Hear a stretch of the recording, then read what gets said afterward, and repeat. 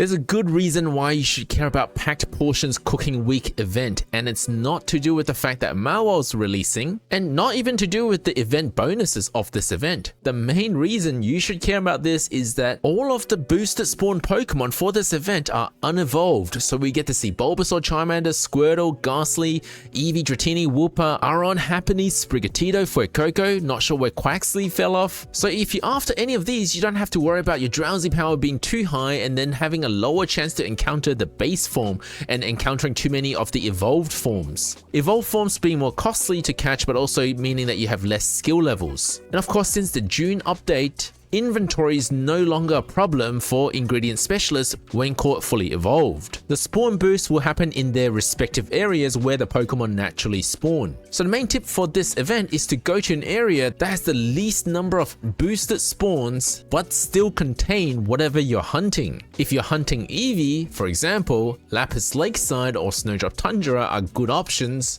because in each of those areas there are only 4 other boosted spawns. Although if you're after the new Pokemon Mawile, then you will have to choose between Taupe Hollow or Old Gold Power Plant, with Taupe Hollow being probably the preferred option because there are only 5 other boosted spawn Pokemon that are Charmander, Ghastly, Eevee, Wooper, and Fuecoco, whereas Old Gold Power Plant has more. As usual, I don't really recommend Greengrass Isle unless you're relatively new to the game, because there are a lot of different spawns that can happen and it's just going to dilute out whatever you want to hunt. Personally, I'll probably be heading to Taupe Hollow to maximize my Mawile encounters. Welcome back to another Pokemon Sleep video, it's Brovini here. Today we're going to talk about the event Packed Portions Cooking Week, Part 1, although normally this should be called Volume 1. We'll be looking at the event bonuses of this event and how to best team build for this event. We'll take a quick look at the stats for Mawile, although we don't have all the information just yet. We'll be looking at the data mine missions for this event and the value bundles. The event will be available in all areas, so just pick whichever one has your preferred Pokemon to hunt. It begins on the 9th of June. It will last for 1 week and have event missions, on top of your weekly missions.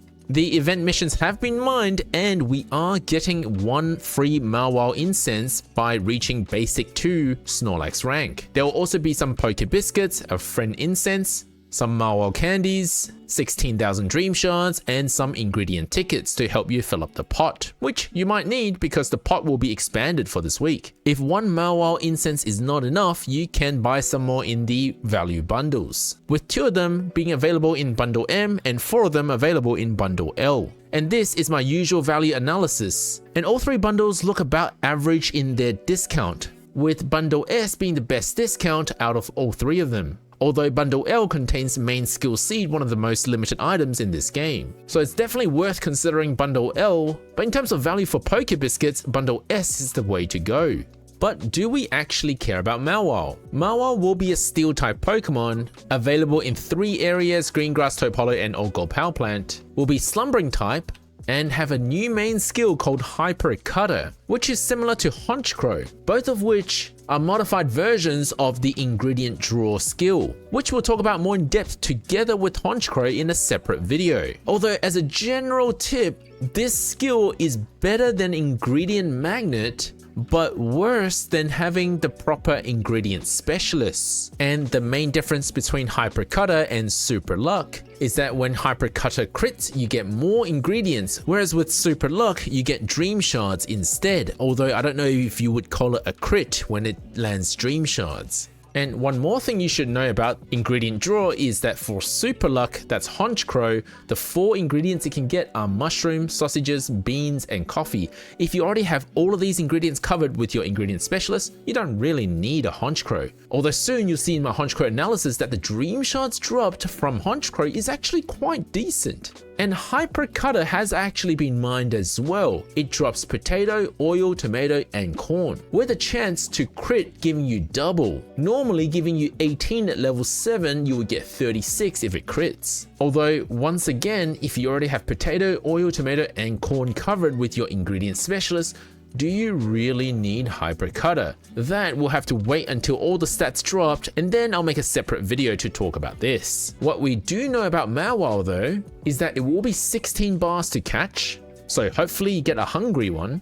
And it's not going to be super easy to encounter because it has a pretty big drowsy power requirement. at 12 million drowsy power requirement. As the bare minimum, for a wild spawn, you'll need to be at Master 3 at Greengrass, or Ultra 4 at Taupe Hollow, or Ultra 1 at Old Gold Power Plant before you even have a chance to encounter it. Next, let's take a look at all the event bonuses.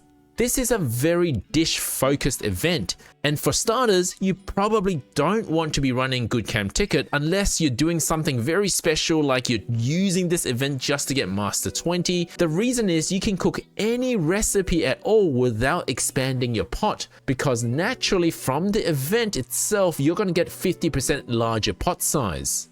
Even larger on Sunday, although the wording here is a bit weird. It says your cooking pot will be 50% larger, so if your pot is 69, it'll be 1.5 times that. But it doesn't say whether this multiplier will apply to cooking power up, because Good Camp Ticket also says your pot size will be 50% larger, but Good Camp Ticket does apply also to cooking power up. So if you run a Magna Zone, that gets an additional 50% extra pot size.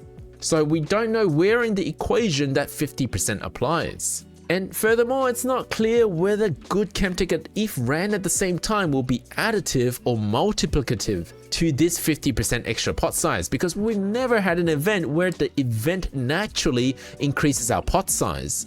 We don't know where this 50%, this 1.5 times, falls into the equation for determining the actual final pot size. And the wording is even weirder when it says 200% on Sunday only, because 200% is not the same as 200% larger. I hope that makes sense.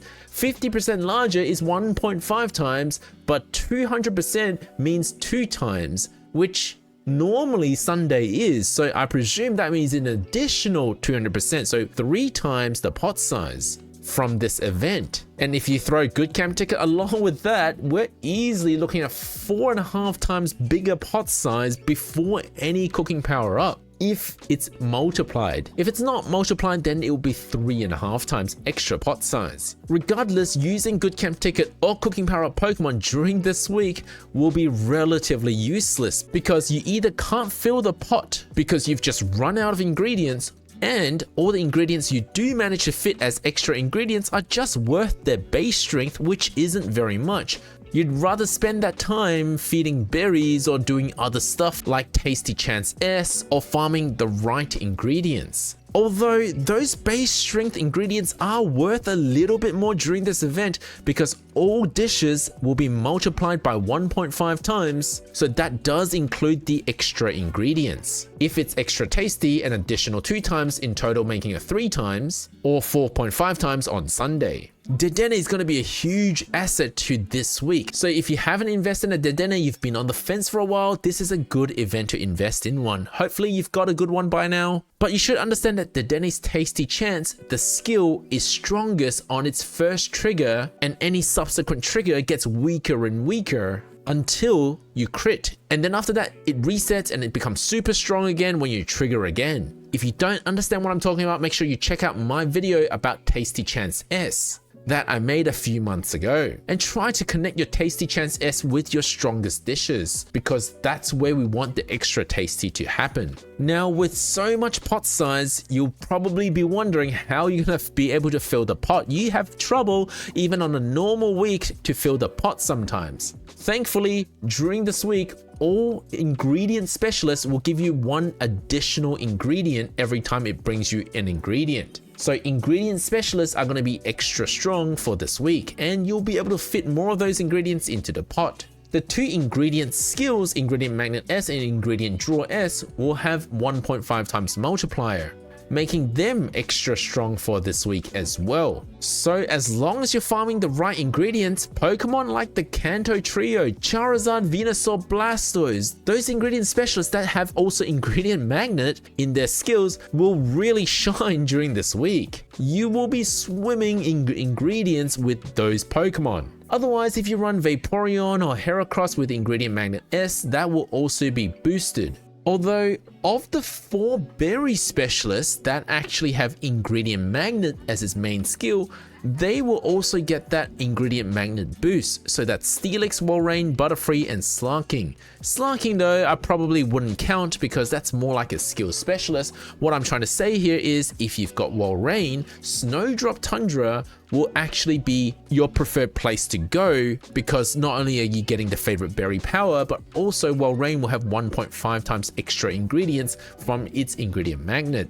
Steelix, if you're going to Old Gold Power Plant, although I don't know how many people actually invested a Steelix because it's very expensive. So from a berry perspective, there's a slight bias for Walrein or Snowdrop Tundra, although you don't get Mawile if you're heading to Snowdrop Tundra.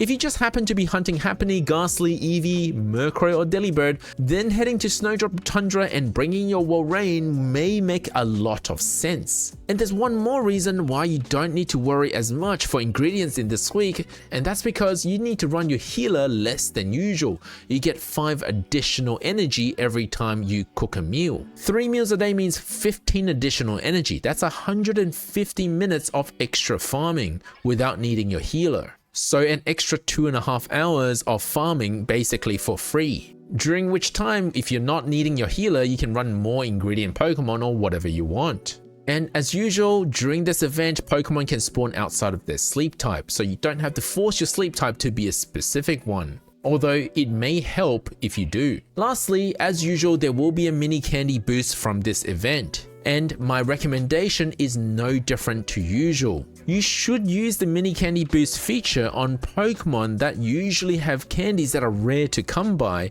and that they're low level, or at least one or the other.